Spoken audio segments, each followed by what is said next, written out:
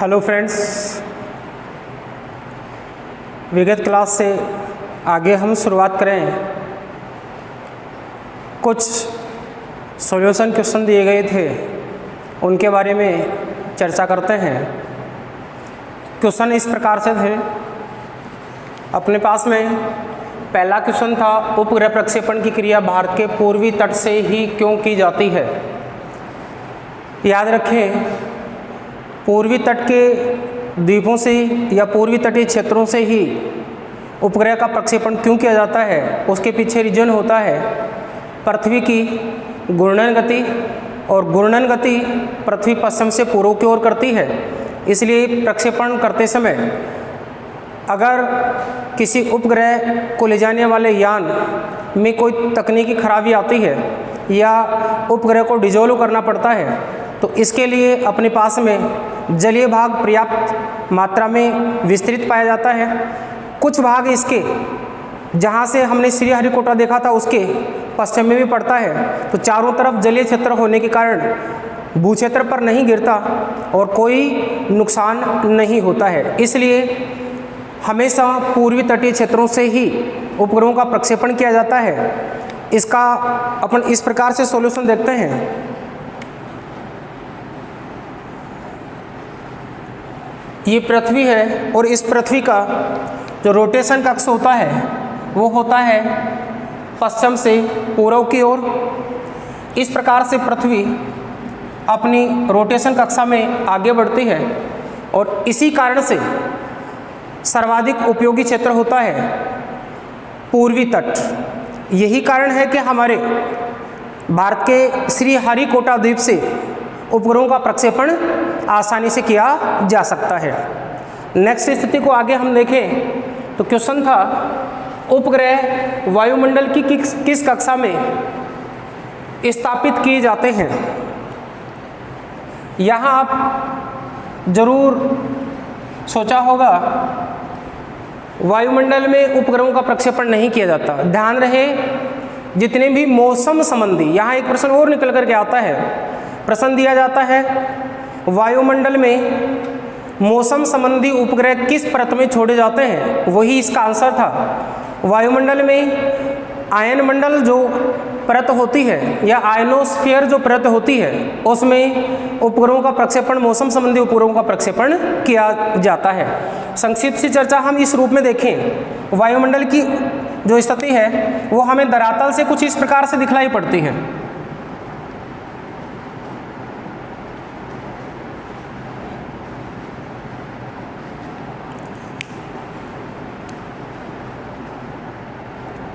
ये देख पा रहे होंगे,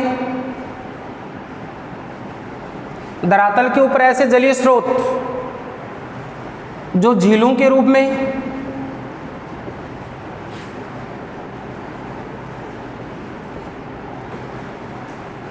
पाए जाते हैं। कहीं पर हमें यही स्थिति पर्वतों के रूप में देखने को मिलती है, तो कहीं हमें ये भाग समतल अवस्था में नजर आते हैं, जिसकी आज के हम क्लास में लेंगे। भौतिक प्रदेशों के साथ धरातल पर कितने प्रकार के भौतिक प्रदेश हैं और भारत के भौतिक प्रदेश कौन कौन से हैं। तो धरातल की सामान्य स्थिति कुछ ऐसी पाई जाती है जहाँ पर्वत, पठार, मैदान जैसी अवस्थाएं दिखलाई पड़ती हैं। इस आधार पर हम देखें, धरातल से जो जो हम ऊपर की ओर उठते हैं, वायुमंडल की परतें प्रारंभ होती हैं। वायुमंडल की सबसे निचली जो परत होती है, इसको कहा जाता है क्षोभ मंडल। इसके बाद में स्थिति आती है, वो आती है समताप मंडल। समताप मंडल के बाद में आता है मध्य मंडल, और मध्य मंडल के बाद में आता है आयन मंडल, और आयन मंडल के बाहर आता है, ये होता है बाह्य मंडल या बहिर्मंडल। तो वायुमंडल की इस कक्षा में उपग्रहों का प्रक्षेपण किया जाता है।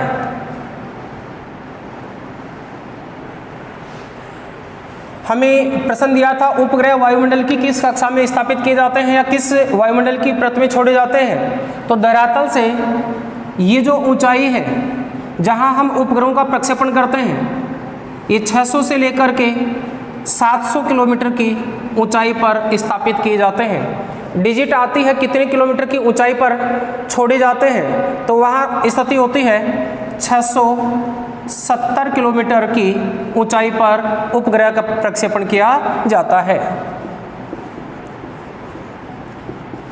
उपग्रह प्रक्षेपण किया जाता है।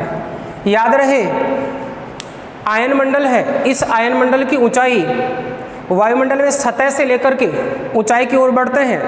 तो आयन मंडल जहाँ से शुरुआत होती है वो शुरुआत 80 किलोमीटर से लेकर के 640 किलोमीटर के मध्य है। अतः वायुमंडल की इसी कक्षा में सभी प्रकार के उपग्रह, जिसको हम मौसम संबंधी उपग्रह कहते हैं, इसी परत में छोड़े जाते हैं। तो इस प्रकार से हम इस प्रश्न के उत्तर पर पहुंचते हैं, वायुमंडल की किस कक्षा में छोड़े जाते हैं। तो वायुमंडल की आयन मंडल परत में, आयनोस्फीयर में उपग्रह प्रक्षेपित किए जाते हैं। नेक्स्ट हमारा क्वेश्चन था, विश्व में उपग्रह प्रक्षेपण का सर्वाधिक अनुकूल स्थान कौन सा है। अब यहाँ एक लॉजिक है जिसको आप समझने का प्रयास करेंगे। किस स्थान से वायुमंडल में उपग्रह छोड़े जाते हैं या हम अंतरिक्ष की ओर जिन उपग्रहों का प्रक्षेपण करते हैं वो हमें कौन से स्थान से छोड़ने से सफल प्रक्षेपण की ओर ले जाते हैं, यानी उनका अधिकतम सफल प्रक्षेपण किया जाना संभव हो सकता है या होता है। देखिए दो चीजें हैं, एक है भूमध्य रेखा,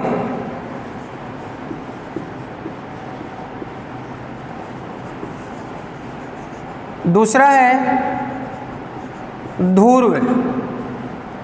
भूमध्य रेखा और ध्रुव दो स्थानों पर कुछ विपरीत परिस्थितियां पाई जाती हैं और यही विपरीत परिस्थितियां एक वायुमंडल की कक्षा से बाहर निकलने के लिए अनुकूल होती है, तो एक वायुमंडल की कक्षा में बाहर जाने से सर्वाधिक प्रतिरोध मिलता है। या वायुमंडल में जिन रॉकेटों को हम लॉन्च करते हैं, जिन सैटेलाइटों के माध्यम से जिन सैटेलाइटों को हम अंतरिक्ष की ओर ले जाते हैं, उनका वायुमंडल की कक्षा से बाहर या पृथ्वी की कक्षा से बाहर जाने में अवरोध उत्पन्न होता है। एक स्थान ऐसा है जहां भूमध्य रेखा है, वहां वायुमंडल में या धरातल पर सबसे कम गुरुत्वाकर्षण बल लगता है। गुरुत्वाकर्षण बल सर्वाधिक न्यून होता है। लॉजिक को समझना, न्यूनतम गुरुत्वाकर्षण शक्ति धरातल पर भूमध्य रेखीय क्षेत्र में होती है, वहीं अधिकतम गुरुत्वाकर्षण की क्रिया है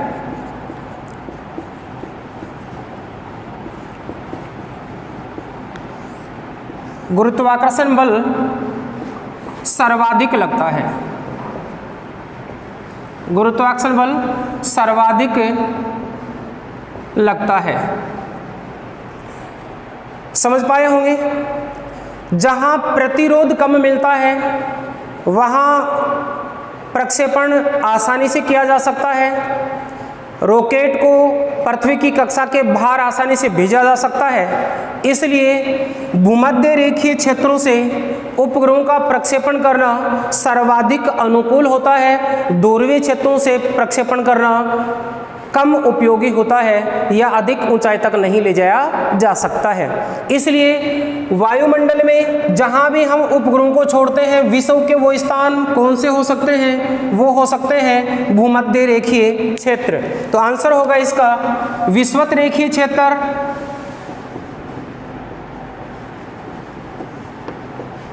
विषुवत रेखीय क्षेत्र, विषुवत रेखीय क्षेत्र, इसी को कहते हैं भूमध्य रेखा।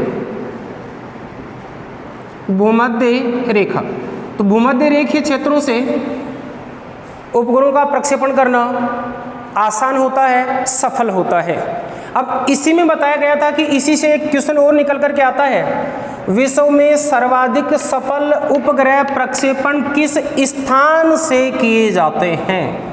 अगला प्रश्न था, यहाँ से हटा करके प्रश्न को यहाँ डाल दिया गया, वो स्थान कौन सा है। दुनिया में ऐसे गिने चुने क्षेत्र हैं जो जल के साथ लगते हों, भूमध्य रेखा के निकट हों और जिन स्थानों से उपग्रहों का प्रक्षेपण करना आसान और संभव हो, सरल हो। ऐसे क्षेत्र को हम देखें तो वो स्थान विश्व में सर्वाधिक अनुकूल स्थान है, वो है फ्रेंच गुयाना।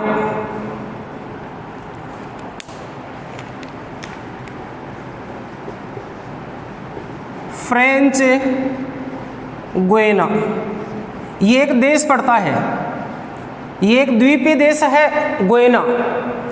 गुयाना देश अलग है, फ्रेंच गुयाना अलग है। फ्रांस देश का अधिकार है इस द्वीप पर और इस द्वीप को कहा जाता है फ्रेंच गुयाना। विश्व में जितने भी बाहरी उपग्रह, अगर अधिकतम सफल उपग्रह का प्रक्षेपण करना है, बाहरी उपग्रह को अंतरिक्ष में भेजना है, तो हमें फ्रेंच गुयाना से प्रक्षेपण करना पड़ेगा। अधिकतम सफल प्रक्षेपण की संभावनाएं होती हैं। चाहे यूएसए देश हो, चाहे रसिया रूस हो, चाहे फ्रांस हो, चाहे भारत हो या फिर अन्य कोई देश हो, अगर अधिकतम सफल और बाहरी उपग्रहों को अंतरिक्ष में भेजना है तो उनको इस फ्रेंच गुयाना स्पेस शटल से यहाँ से प्रक्षेपित किया जाता है। अब एक चीज़ कॉमन रूप से यहाँ एक नेक्स्ट प्रश्न को लेकर के आती है। हमने देखा कि यहाँ विश्व के वे क्षेत्र जहाँ सर्वाधिक उपग्रहों का प्रक्षेपण करना आसान होता है, वो क्षेत्र विषुवत रेखीय क्षेत्र या भूमध्य रेखीय क्षेत्र होता है, भूमध्य रेखा के निकट होता है। अब प्रश्न ये होता है, क्यों होता है? गुरुत्वाकर्षण बल की सर्वाधिक न्यूनता या कमी पाई जाती है और दूरों पर गुरुत्वाकर्षण बल सर्वाधिक होता है। तो प्रश्न निकल करके आता है, एक व्यक्ति को अगर व्यापार करना हो तो वह वस्तु खरीदते समय किस स्थान का चयन करे और वस्तु को बेचते समय किस स्थान का चयन करे कि उसे लाभ प्राप्त हो। देखिए प्रश्न को किस तरीके से बदल रहा है, ध्यान दें। जिस स्थान से हम गुरुत्वाकर्षण बल कम होता है वहां भारहीनता अनुभव होती है, वजन कम लगता है, और जहां गुरुत्वाकर्षण बल ज्यादा होता है वहां भारहीनता अनुभव की जाती है, ज्यादा वजन अनुभव किया जाता है। इसलिए हमें अगर वस्तु खरीदनी है तो हमें इस भूमध्य रेखीय क्षेत्रों से खरीदनी पड़ेगी और हमें बेचनी है तो हमें दूरों पर ले जाकर के उसको बेचना पड़ेगा। उसी अनुपात में जितनी वस्तु को खरीदा गया था वो अपने भार में स्वतः ही वृद्धि कर लेती है। अर्थात एक व्यक्ति अपना वजन भूमध्य रेखा पर करता है तो उसके वजन में दूरों पर वजन करने की तुलना में कम पाया जाता है।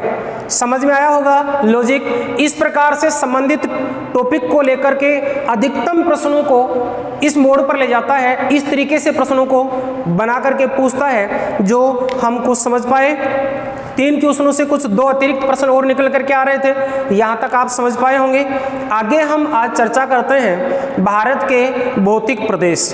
सबसे पहले हम भारत के भौतिक प्रदेश देखें, उससे पहले हम भारत के संदर्भ में एक छोटी सी जानकारी जो वर्तमान समय में अभी हाल ही में बनी हुई है उसकी चर्चा करेंगे। उसके बाद में भारत के भौतिक प्रदेशों को लेकर के आगे बढ़ेंगे।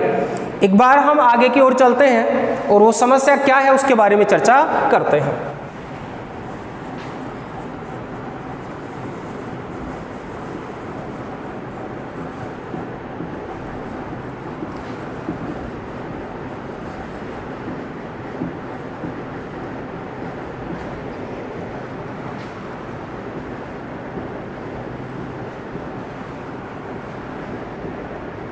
भारत के संदर्भ में भारत के तट के नज़दीक वर्तमान समय में एक चक्रवाती आपदा बनी हुई है जिसको हम देखेंगे।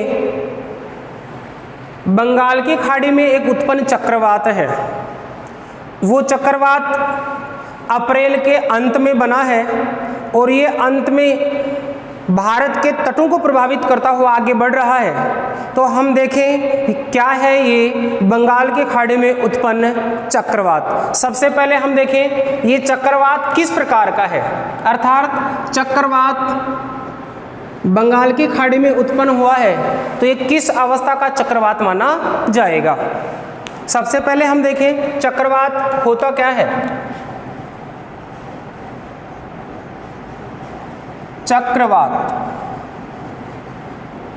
चक्रवात क्या होता है? चक्रवात वह तीव्र गति से भ्रमण करती हुई आगे की ओर बढ़ती है, इसको चक्रवात कहा जाता है, साइक्लोन कहा जाता है।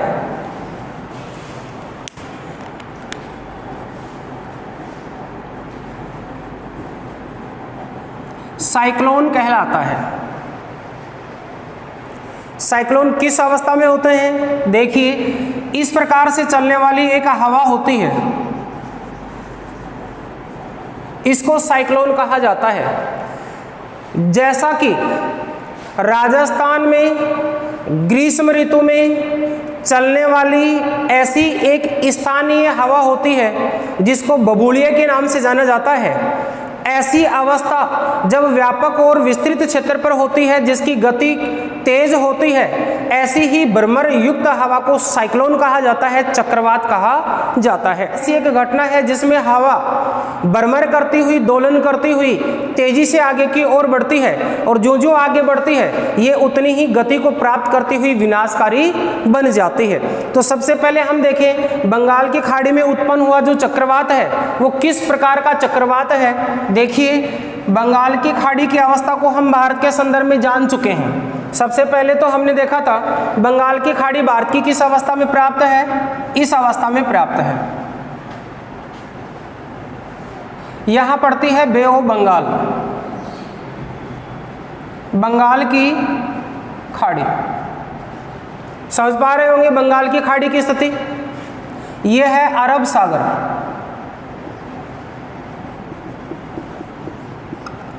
और ये है हिंद महासागर। ये हमारी जलीय सीमाएं हैं और तीन ओर भारत के जल लगता है। पूर्व में बंगाल की खाड़ी, दक्षिण में हिंद महासागर, पश्चिम में अरब सागर।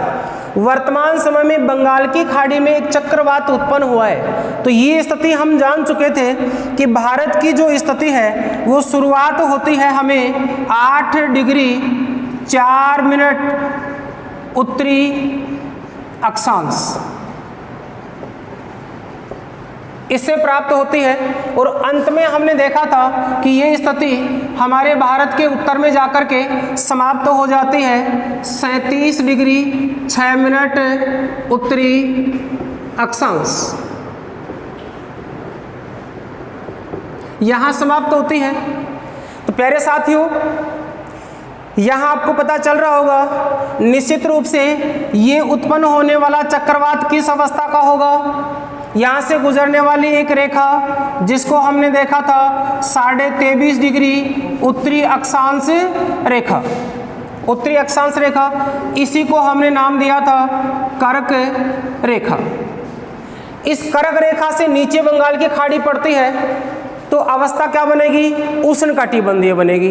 तो हम कह सकते हैं कि बंगाल की खाड़ी में उत्पन्न चक्रवात है वो किस प्रकार का चक्रवात होगा। पहला ही प्रश्न होता है बंगाल की खाड़ी में उत्पन्न चक्रवात कहलाता है, वो कहलाता है उष्णकटिबंधीय चक्रवात। नेक्स्ट स्थिति को देखें कि ये उष्णकटिबंधीय चक्रवात है तो ये चक्रवात किस स्पीड से और किस क्षेत्र की ओर आगे बढ़ रहा है। तो हम एक बार यहाँ बंगाल की खाड़ी की स्थिति में इसके उत्पन्न गति और प्रभाव क्षेत्र को देखते हैं। देखिए, यह हमारी कुछ द्वीपीय श्रृंखला की स्थिति है।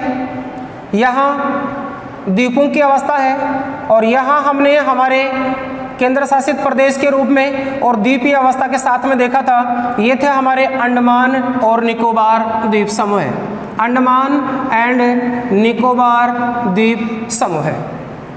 अंडमान निकोबार द्वीप समूह के पास में इसको कहा जाता है अंडमान समूह है और इसको कहा जाता है निकोबार समूह है।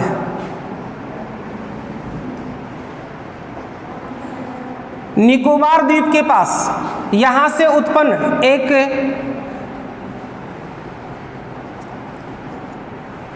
चक्रवातीय भ्रमर, तीव्र गति से दोलन करती हुई एक हवा जो न्यून वायुदाब के केंद्र के कारण विकसित होती है।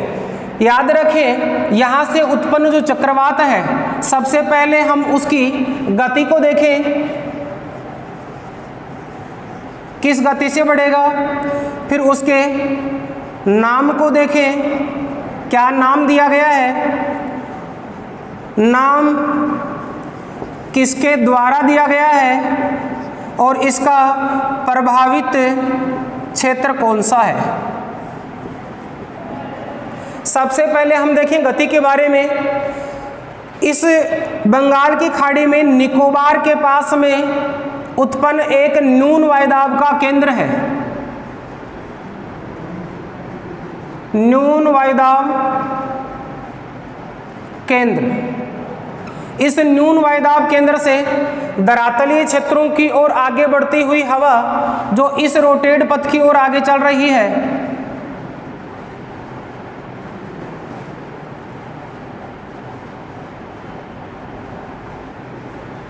इस प्रकार से आगे बढ़ती हुई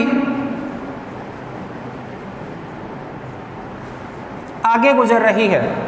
तो हम देखते हैं कि इसकी जो प्राथमिक अवस्था है, जहां ये न्यून वायुदाब का केंद्र विकसित हुआ है, वहां इसकी गति उत्पन्न हुई है वो 45 किलोमीटर प्रति आवर, प्रति घंटे की स्पीड से उत्पन्न हुई एक दोलन करती हुई वायु है। ज्यों-ज्यों ये आगे बढ़ रही है, इस अवस्था में जब ये आगे बढ़ी है, इसकी गति को और तीव्रता मिली है और इसकी गति 100 किलोमीटर प्रति आवर से अधिक हो चुकी है। लेकिन अनुमान है कि जब ये इस क्षेत्र में स्पर्श करेगी, इस तटीय भाग को छुएगी, उस समय इसकी स्पीड का अनुमान लगाया गया है कि इसकी स्पीड 180 किलोमीटर प्रति घंटे की रफ्तार हो सकती है। ये इसकी अनुमानित गति बतलाई है कि वर्तमान समय में ये 100 किलोमीटर प्रति घंटे की रफ्तार से ज़्यादा हो चुका है, लेकिन इसकी गति 185 से 80 किलोमीटर के बीच तक पहुंच सकती है। इससे अधिक भी हो सकती है। जो आगे बढ़ रहा है, जलीय क्षेत्र से गुजरा है, कोई अवरोध नहीं मिलता। जब धरातलीय भाग से जाकर के टकराएगा, इसको अवरोध प्राप्त होगा। निर्माण सामग्रियां सामने आएंगी, मकान आएंगे, वनस्पति सामने आएगी, धरातलीय संरचना का ऊपर उठा हुआ भाग सामने आएगा। जो हवा आगे बढ़ करके उन भागों से टकराएगी, इसकी गति में कमी आना प्रारंभ होगा और विनाश होना प्रारंभ होगा। तो इसके प्रभावित क्षेत्र को देखें, इसकी गति वर्तमान समय में 100 किलोमीटर प्रति घंटे से अधिक है, लेकिन प्राथमिक गति है वो 45 किलोमीटर प्रति आवर स्पीड उत्पन्न थी। लेकिन वर्तमान स्पीड का जो अनुमान लगाया गया है, वो अनुमान बताया गया है 180 किलोमीटर प्रति घंटे की स्पीड। वर्तमान समय में ये स्पीड इतने तक जाने का अनुमान है, यहाँ तक पहुँच सकती है, ये अनुमान लगाया गया है। मौसम विभाग के वैज्ञानिकों द्वारा इसकी गति को इतना तक होने का अनुमान बतलाया गया है। इस चक्रवातीय तूफान को नाम दिया गया है अम्फान तूफान। अम्फान नाम दिया गया है। ये जो अम्फान नाम है, ये थाईलैंड देश द्वारा दिया गया है। इंपॉर्टेंट है, किसने दिया है और क्या दिया है। अम्फान नाम का जो नामांकन है इस तूफान के लिए, वो थाईलैंड देश द्वारा किया गया है। वैश्विक स्तर पर 13 देशों की एक सूची बनी है, उन 13 देशों द्वारा इसका नामांकन किया जाएगा। अगला नाम होगा वो दिया जाएगा बांग्लादेश द्वारा, और उसके बाद उत्पन्न होने वाले तूफान का नाम दिया जाएगा भारत द्वारा। याद रहे, भारत द्वारा दिया नहीं जाएगा, भारत द्वारा इसका नाम दे दिया गया है। आने वाले समय में भारत द्वारा इसका नाम क्या दिया गया है, याद रखें, इसका नाम गति दिया है। इस तूफान को गति नाम दिया गया है।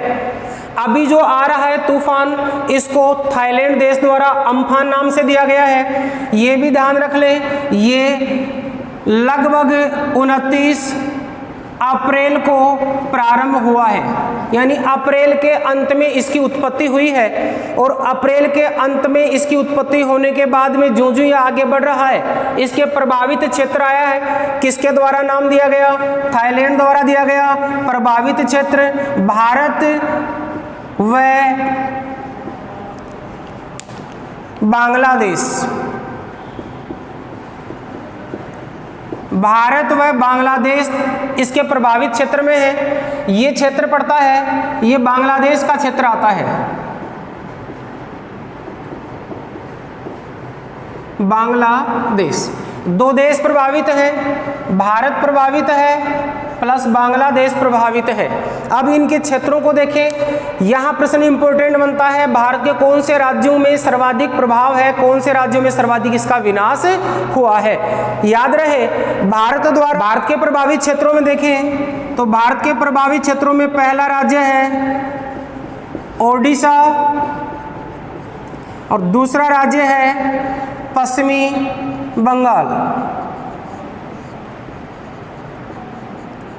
इन दो राज्यों में इसका प्रभाव रहेगा और तीसरा प्रभाव बांग्लादेश के ऊपर रहेगा।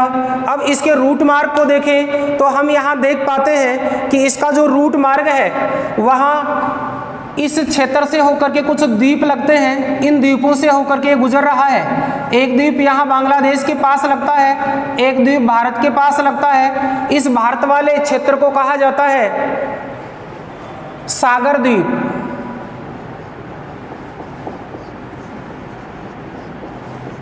और इस बांग्लादेश वाले क्षेत्र के इस द्वीप को कहा जाता है हटिया द्वीप।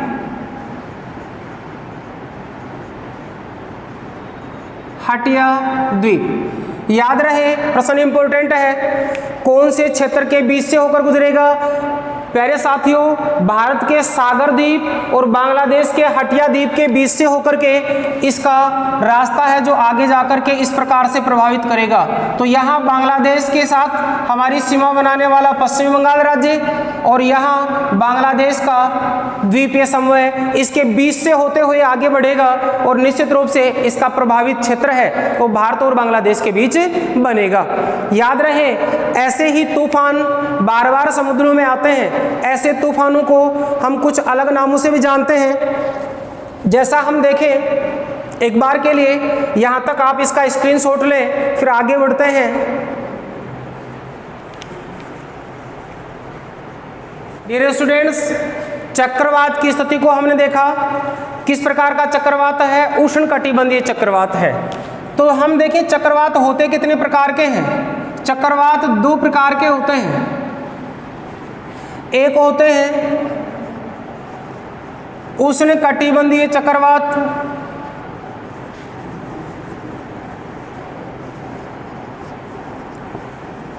दूसरा होता है शीतोष्णकटिबंधीय चक्रवात।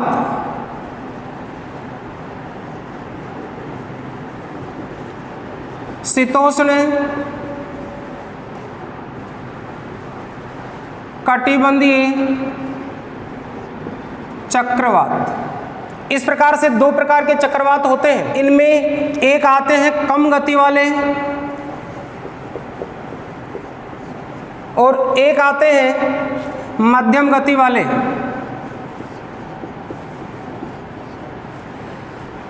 और एक होते हैं तीव्र गति वाले। तीव्र गति वाले।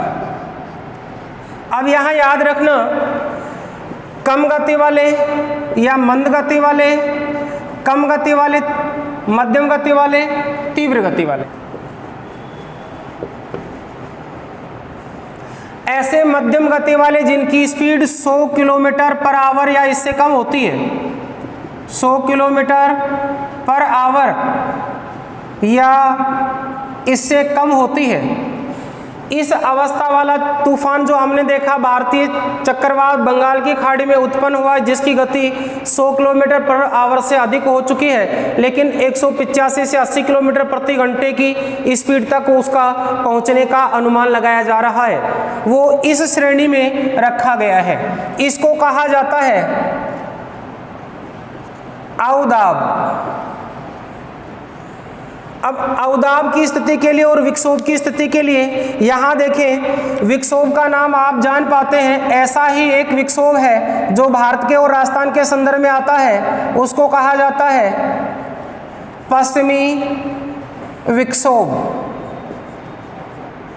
इस पश्चिमी विक्षोभ की स्थिति जान पाते हैं हम हमारी मावट की जो वर्षा होती है उसके लिए होता है, वो पश्चिमी विक्षोभ होता है जिसकी उत्पत्ति भूमध्य सागर से होती है, वो कम गति वाला होता है, पश्चिमी विक्षोभ होता है, अतः भारत तक आते आते उसमें आर्द्रता और वर्षा घट जाती है। ऐसे मध्यम गति वाले जिनकी स्पीड 100 किलोमीटर प्रति घंटा या इससे कम तक की होती है लेकिन 50 से अधिक होती है, वो मध्यम गति वाले होते हैं, इनको अवदाब कहा जाता है। हमारा बंगाल की खाड़ी में उत्पन्न चक्रवात है वो इसी श्रेणी का है। बंगाल की खाड़ी में उत्पन्न चक्रवात वो इसी श्रेणी में आता है। साथ में तीव्र गति वाले हैं, इन तीव्र गति वाले तूफानों के कुछ नाम आते हैं, उनमें एक नाम आता है हरिकेन, एक नाम आता है टाइफून। हरिकेन और टाइफून ये तीव्र गति वाले तूफान होते हैं, इनकी स्पीड 100 किलोमीटर प्रति घंटे की रफ्तार से अधिक होती है। 100 किलोमीटर पर आवर इससे अधिक स्पीड होती है। ये आते हैं तीव्र गति वाले, इनको विनाशकारी तूफान कहा जाता है। हरिकेन और टाइफून इसी प्रकार के विनाशकारी तूफान हैं। तो इस प्रकार से वर्तमान समय में भारत के जलीय क्षेत्र बंगाल की खाड़ी के पास हमारे निकोबार द्वीप समूह के निकट न्यून वायुदाब क्षेत्र, जिसके कारण से वर्तमान में एक चक्रवात उत्पन्न हुआ जो कि एक बंगाल की खाड़ी का अवदाब है, और यही अवदाब भारत के दो राज्यों को प्रभावित करेगा, उड़ीसा व पश्चिमी बंगाल, व एक देश को प्रभावित करेगा बांग्लादेश। तो भारत व बांग्लादेश दो देशों के बीच इसका प्रभाव क्षेत्र है, इसका रूट मार्ग है। भारत के बांग्लादेश के निकटवर्ती दो द्वीप समूह हैं, भारत की ओर सागर द्वीप और बांग्लादेश की ओर हटिया द्वीप, इन दोनों के मध्य से होकर के आगे बढ़ेगा, इसका प्रभाव रहेगा, इसका प्रभावित क्षेत्र सर्वाधिक विनाशकारी क्षेत्र रहेगा। अब हम आगे बढ़ते हैं और हमारे टॉपिक की ओर चर्चा करते हैं। प्यारे विद्यार्थियों, एग्जाम के पॉइंट ऑफ व्यू से बहुत ही महत्वपूर्ण है, लॉजिकली जहां भी अपना पॉइंट आएगा वहां इस प्रश्न को उठा करके करंट के साथ देकर के पूछा जाएगा। आगे हम बढ़ते हैं, एक बार के लिए इसका भी स्क्रीनशॉट ले लें और आगे बढ़े।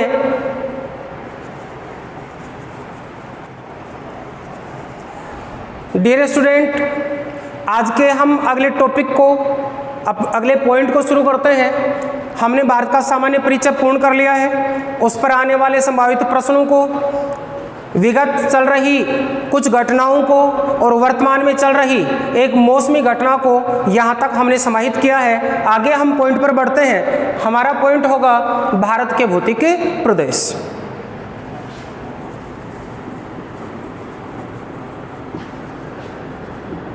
भारत के भौतिक प्रदेश,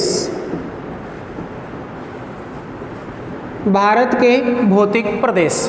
सबसे पहले तो हम देखें भौतिक प्रदेश क्या है। तो ध्यान दें, धरातल के ऊपर पाई जाने वाली विविध प्रकार की स्थलाकृतियाँ जिनका उचावच में अलग अलग अंतर पाया जाता है, अलग अलग संबंध पाया जाता है, भौतिक प्रदेश कहलाते हैं, जिनको हम फिजिकली आंखों से देख सकते हैं, महसूस कर सकते हैं और जान सकते हैं। ऐसी कुछ आकृतियाँ जिनको हम भौतिक प्रदेश कहते हैं। तो भौतिक प्रदेश के अंतर्गत हम देखें तो भौतिक प्रदेश हैं उनको हम वैज्ञानिक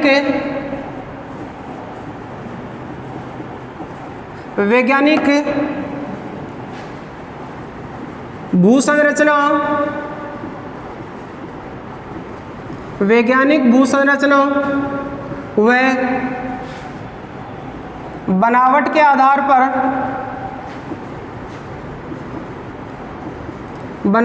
आधार पर 3 भागों में विभाजित करते हैं। देखिए क्वेश्चन कुछ अलग प्रकार का है। डायरेक्ट प्रश्न होता है भारत को कितने भौतिक भागों में बांटा है, कहीं हम 3 देखते हैं, कहीं हम 4 देखते हैं, कहीं 5 देखते हैं, तो कहीं 6 भी देखते हैं। याद रहे प्रश्न कुछ अलग है। दिया है वैज्ञानिक भूसंरचना व बनावट के आधार पर भारत के भौतिक भागों को कितने भागों में बांटा गया है। भारत हो या विश्व हो, धरातल हो, चाहे वो भारत का हो या किसी भी महाद्वीप का हो, भूसंरचना के आधार पर, वैज्ञानिक बनावट व भूसंरचना के आधार पर ये 3 ही प्रकार होते हैं। इसको हम इस प्रकार से देखते हैं। प्राचीन भारत के संदर्भ में देखें तो इसको कहा जाता है प्रायद्वीपीय पठार। नेक्स्ट नंबर 2,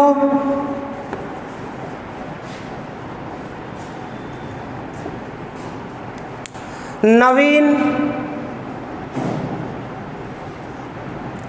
इसको कहा जाता है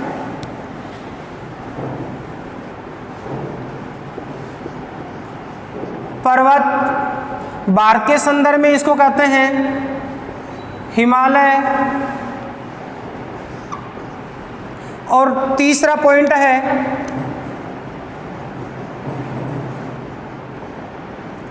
नूतन। नूतन का अर्थ भी नया ही होता है, लेकिन नूतन का तात्पर्य है नवीन से नया। इसके अंतर्गत आते हैं मैदान, और मैदानों के अंतर्गत भारत के जो मैदान आते हैं उनकी स्थिति हम 3 मैदानों के साथ देखते हैं। सिंधु, गंगा व ब्रह्मपुत्र का मैदान।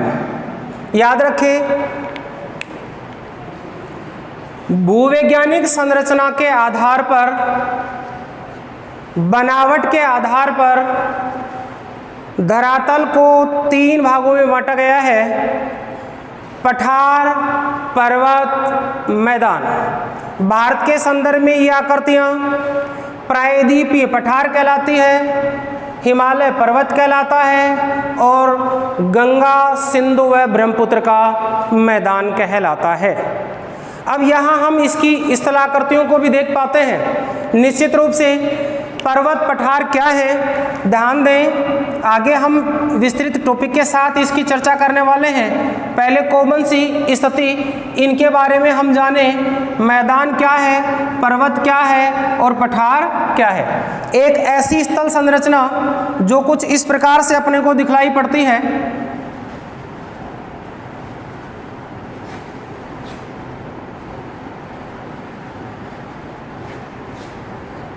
ये स्थल संरचना 3 प्रकार के भौतिक भागों को विभाजित करती है। ध्यान रहे ऐसे कम ऊंचाई वाले भौतिक प्रदेश को कहा जाता है मैदान। ऐसे ऊपर उठे हुए सामान्य ऊंचाई वाले भूभाग को कहा जाता है पठार, और ऐसे उठे ऊपर भूभाग को कहा जाता है पर्वत, जो कि अपेक्षाकृत अधिक ऊंचे होते हैं, या 2000 मीटर से भी अधिक ऊंचाई तक इनका विस्तार पाया जाता है। जैसे कि हिमालय के संदर्भ में देखें तो इसकी ऊंचाइयां हमें 6000 मीटर से भी अधिक देखने को मिलती हैं। सर्वाधिक ऊंची चोटियों की बात करें तो जैसे माउंट एवरेस्ट, जिसकी ऊंचाई 8848 मीटर ऊंची है, काफी अधिक ऊंचा है, पर्वत का भाग है। इस प्रकार से भूवैज्ञानिक संरचना की अवस्था के आधार पर 3 प्रकार के भौतिक प्रदेश होते हैं, मैदान, पठार और पर्वत। जैसा कि आप इस चित्र के माध्यम से देख पा रहे होंगे, ये 3 प्रकार के भौतिक प्रदेश अलग अलग प्रकार से विभाजित होते हैं। अब हम पढ़ते हैं भारत को कितने भौतिक प्रदेशों में बांटा है। सामान्य विभाजन के आधार पर भारत के कितने भौतिक प्रदेश हैं। बढ़ते हैं आगे की ओर। तो आगे बढ़ते हैं डियर स्टूडेंट। अपने भारत के भौतिक प्रदेशों का सामान्य जो वर्गीकरण है, कितने भागों में बांटा गया है, कौन कौन से भौतिक प्रदेश हैं।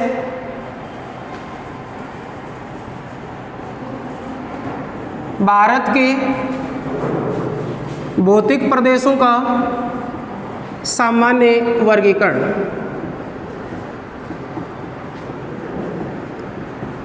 सामान्य वर्गीकरण, इस पॉइंट को लेकर के हम चर्चा करेंगे अभी। जैसा हम जान चुके हैं भौतिक प्रदेश होते क्या हैं, सामान्यतः उच्चावच के आधार पर जिनमें भिन्नता पाई जाती है उस विशेषता के आधार पर भौतिक प्रदेशों का वर्गीकरण किया गया है। और ये वर्गीकरण हमें सामान्य प्रकार के वर्गीकरण को कुछ इस प्रकार से दिखलाई पड़ता है। भारत के भौतिक प्रदेशों को मूल रूप से सामान्य अवस्था में 4 भागों में बांटा गया है। प्रथम है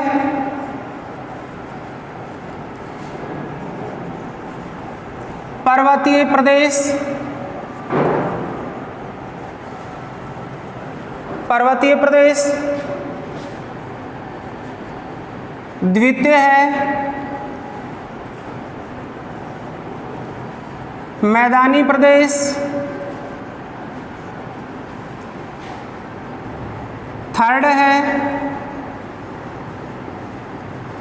प्रायद्वीपीय प्रदेश। और फोर्थ है तटीय मैदान व द्वीप समूह है। ये 4 भौतिक प्रदेश बताने हैं। याद रहे यहाँ कुछ और भी चर्चा मैं करने जा रहा हूँ। 11वीं राजस्थान माध्यमिक शिक्षा बोर्ड में चलने वाली जो परीक्षोपयोगी पाठ्य पुस्तक है उसमें इन भौतिक प्रदेशों को 6 भागों में बांटा गया है, लेकिन अपना उत्तर यहाँ से 4 ही आएगा जो एग्जाम में पूछा जा चुका है, जिसका आंसर भी 4 ही माना गया है। 4 भौतिक प्रदेश वो 6 कौन कौन से हैं इनकी चर्चा करते हैं। 2 जो भौतिक प्रदेश अलग से रह गए, यहाँ 2 नाम दिखाई दे रहे हैं, तटीय मैदान व द्वीप समूह। इन दोनों को अलग कर दिया गया तो 4 से 5 बन गया। यहाँ एक मैदानी प्रदेश है और इस मैदानी प्रदेश का अंग है भारत का थार मरुस्थल, और ये थार मरुस्थल वहाँ अलग प्रदेश के रूप में पढ़ा गया है। यहाँ इस प्रकार से 4 + 2 मिलकर के 6 बनते हैं, लेकिन मुख्य रूप से सामान्य वर्गीकरण में हम भारत के भौतिक प्रदेशों को 4 प्रकार से पढ़ते हैं। ये 4 भौतिक प्रदेश नामों से जाने जाते हैं। इन 4 नामों को हम इस प्रकार से देखते हैं। हमारे पर्वतीय प्रदेश को जो उत्तर दिशा में है इसको कहा जाता है उत्तरी पर्वतीय प्रदेश। उत्तरी पर्वतीय प्रदेश। इस मैदानी प्रदेश को कहा जाता है सिंधु गंगा ब्रह्मपुत्र का मैदान। सिंधु गंगा ब्रह्मपुत्र का मैदान। प्रायद्वीपीय प्रदेश को कहा जाता है पठारी प्रदेश। अब यहाँ इनकी दिशा के साथ भी संबंध आता है। ये उत्तर में स्थित है उत्तरी पर्वतीय प्रदेश, इसको किस नाम से जाना जाता है, इसको किस नाम से जाना जाता है, और ये द्वीप समूह कौन से हैं। यहाँ हम देखें तो हम पाते हैं कि उत्तरी पर्वतीय प्रदेश है जिसकी दिशा उत्तर में है, इसको नाम दिया गया है हिमालय। अर्थात हम सीधा नाम पाते हैं हमारा भौतिक प्रदेश हिमालय। हालांकि हिमालय भौतिक प्रदेश किसका अंग माना जाता है, पर्वतीय प्रदेश का अंग माना जाता है। उसकी दिशा कौन सी है, उत्तरी है। इसको किस नाम से जाना जाता है, तो इसका नाम है हिमालय है। इसलिए हम कहते हैं हिमालय भौतिक प्रदेश दूसरा मैदानी प्रदेश, मैदानी प्रदेश नदियों द्वारा अपर्दन की क्रिया के परिणाम स्वरूप लाकर के छोड़ी गई निक्षेपात्मक स्थलाकृति से बने समतल भूभाग को कहा गया है मैदानी प्रदेश। और ये 3 नदियां यहाँ के अपवाह तंत्र की प्रमुख नदियां मानी जाती हैं। इन नदियों द्वारा जमा किए गए मैदानी प्रदेश को मैदान कहा गया है। इस मैदान की दिशा भी है, वो है उत्तरी, इसलिए इसको कहा जाता है उत्तरी मैदानी प्रदेश, उत्तरी मैदानी प्रदेश। इस प्रायद्वीपीय पठारी प्रदेश की जो उत्पत्ति है वो प्राचीन समय में हुई थी और इस प्रायद्वीपीय पठारी प्रदेश की जो स्थिति है वो पड़ती है दक्षिणी भाग में, इसलिए इसको कहा जाता है दक्षिणी प्रायद्वीपीय, दक्षिणी प्रायद्वीपीय पठार। यहाँ हमें 3 नाम अलग से निकल करके आते हैं और जिनको हम इसी नाम से पढ़ करके और इसी नाम से प्रश्न परीक्षा में देकर के पूछे जाते हैं। तो यहाँ प्रायद्वीपीय जो भाग है वो हमारे भारत के अधिकांश दक्षिण में है, इसलिए इसको कहा जाता है दक्षिणी प्रायद्वीपीय पठार। ये अलग प्रकार की भौतिक संरचना पठार के रूप में होती है, ये अलग संरचना मैदान के रूप में होती है। ये उत्तर के मैदान प्रायद्वीपीय पठार के उत्तर में पड़ते हैं। इसके उत्तर में पड़ता है पर्वतीय प्रदेश जो हिमालय के नाम से जाना जाता है। अब हमारे चौथे भौतिक प्रदेश की स्थिति आती है, वो हमारे तट के किनारे भारत की जलीय सीमाएं पढ़ी थी हमने। इन जलीय सीमाओं के साथ लगने वाले नदियों द्वारा अपवाहित मैदान, लहरों द्वारा निक्षेपित मैदान तथा समुद्रों के अंदर स्थित भारतीय सीमाओं में पाए जाने वाले द्वीपों को शामिल किया गया है। तो इसमें मूल रूप से हम तटीय मैदानों में 2 प्रकार के मैदान देखते हैं। एक मैदान है पश्चिमी तटीय मैदान, एक है पूर्वी मैदान।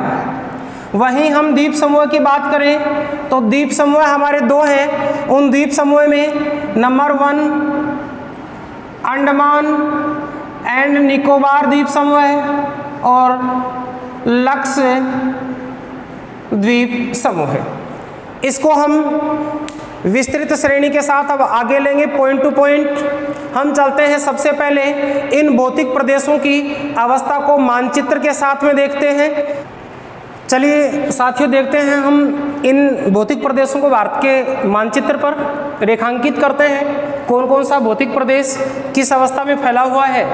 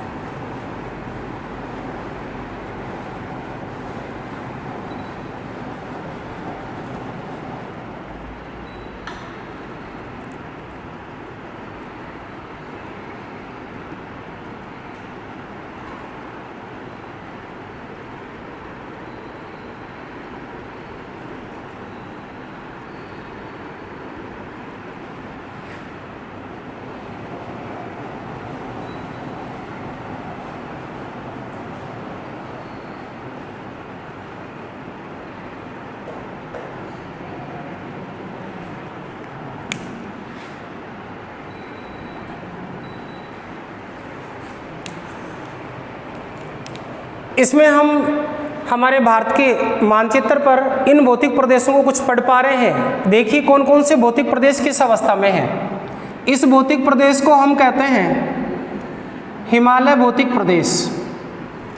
फर्स्ट नाम अगर हम लिखें तो इसको नंबर 1 हिमालय भौतिक प्रदेश, जिसको कहा जाता है उत्तरी पर्वतीय प्रदेश।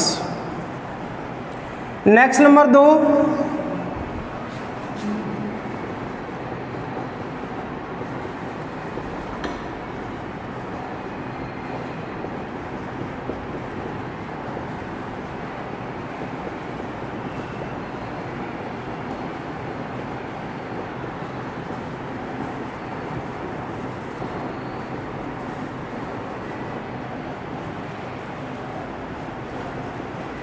इस भौतिक प्रदेश को कहा जाता है मैदानी प्रदेश।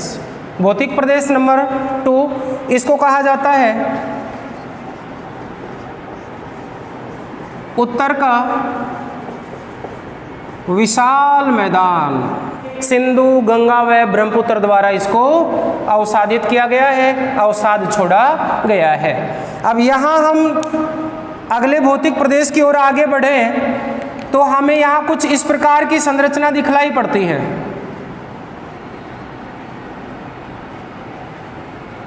और ये संरचना कुछ लगभग त्रिभुजाकार आकृति में है, और इस त्रिभुजाकार आकृति के भौतिक प्रदेश को कहा जाता है प्रायद्वीपीय पठारी प्रदेश।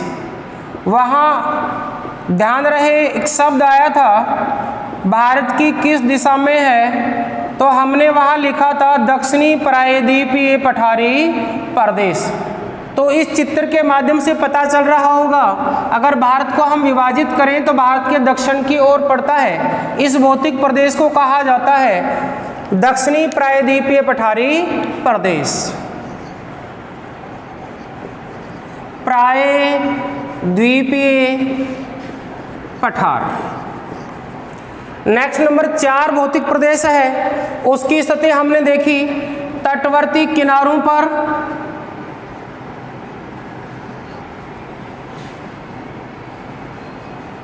और साथ ही हमने कुछ द्वीप समूह की चर्चा की, और वो द्वीप समूह कुछ इस प्रकार से फैले हुए थे।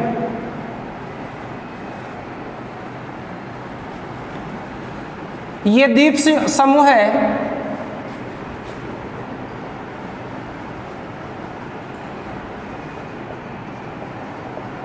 अंडमान व निकोबार और लक्षद्वीप के रूप में है। ये द्वीप समूह है, लक्षद्वीप समूह है, ये द्वीप समूह है अंडमान और निकोबार का द्वीप समूह है। इस द्वीप समूह को लक्षद्वीप, इसको अंडमान निकोबार द्वीप कहा जाता है। ये चौथे भौतिक प्रदेश का अंग माने जाते हैं, इसलिए इन भौतिक प्रदेशों को कहा जाता है तटीय मैदान व द्वीप समूह। तटीय मैदान व द्वीप समूह। अब यहाँ कुछ जो इस्तिलाकृतियाँ हैं वो हमें दोनों प्रकार से दिखलाई पड़ती हैं। इस भौतिक प्रदेश में कुछ दलदली भाग है जो मैदानों का ही भाग है, कुछ यहाँ भारतीय मरुस्थल का पार्ट जो राजस्थान और गुजरात वाले क्षेत्र में है, इस क्षेत्र के बीचों बीच यहाँ से कुछ शुष्क नदियाँ बहती हैं जिनके द्वारा अवसादित मैदान है। जैसे लूनी नदी का बेसिन इधर से पड़ता है, साबरमती नदी का बेसिन इधर से पड़ता है, तो इनके द्वारा निर्मित मैदानी प्रदेश और थार का मरुस्थल मैदानी प्रदेश इसका अंग माना जाता है। अब यहाँ हम कुछ स्थलाकृति के रूप में एक संरचना कुछ इस प्रकार से पाते हैं जो इस अवस्था में फैली हुई है। कुछ इस प्रकार से देखते हैं। याद आया होगा, ये पर्वत श्रृंखला है जिसको हम प्राचीन पर्वत श्रृंखला अरावली के नाम से जानते हैं।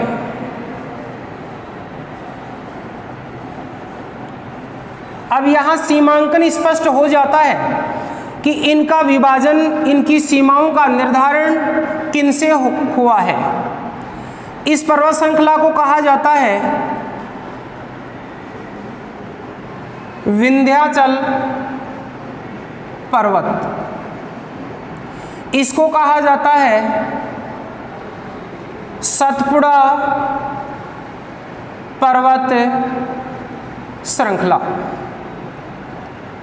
सतपुड़ा पर्वत श्रृंखला। ये जो छोटे छोटे महीन महीन नदियों द्वारा लाकर के छोड़े गए कण हैं, इनको अवसाद कहा जाता है और ये अवसाद नदियों द्वारा निर्मित हैं, नदियां बहती हैं। इन अवसादों का निर्माण मैदानों के रूप में हुआ है।